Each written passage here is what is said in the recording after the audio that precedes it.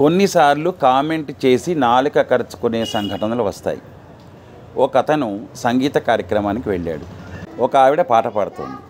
ఒక శ్రోత అన్నాడు పక్కవాడితో, ఆవిడ అన్నీ అపశృతులే పాడుతుందండి అన్నాడు. ఇతను అన్నాడు, ఆవిడ మా ఆవిడ అన్నాడు. అయ్యయ్యో, ఆవిడ అపశృతులు పాడుతుంది అనుకున్నాను. కాదండి, పక్కన కీబోర్డు వాయించేవాడు అపశృతులు వాయిస్తున్నాడు అన్నాడు. వాడు మా అబ్బాయి అన్నాడు ఇతను.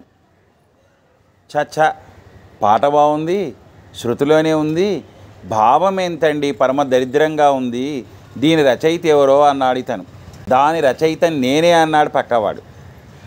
ఆ విధంగా అక్కడి నుండి లేచిపోవడం తప్ప ఇంకొక మాటకు ఆస్కారం లేకుండా పోయింది. దూరం నుంచి ఒకతను కుంటుకుంటూ వస్తున్నాడు. ఇద్దరు మాట్లాడుకుంటున్నారు. ఆ వ్యక్తికి కాలు బెణికింది, అందుకే కుంటుతున్నాడని. పక్కవాడు అన్నాడు, లేదు విరిగింది అందుకే కుంటున్నాడు అన్నాడు. బెణికితే తప్ప అలా ఉండదు, విరిగితే కాలు వాచేది కదా అన్నాడు. కాలు వాయకుండా కూడా ఒక్కొక్కసారి విరుగుతుంది అన్నాడు వీడు. ఈలోగా కుంటేవాడి దగ్గరికి వచ్చాడు.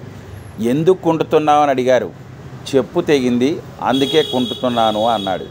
మొదట కామెంట్ చేసి తర్వాత నాలుగు ఖర్చుకునే సంఘటనలు ఇలా ఉంటాయి.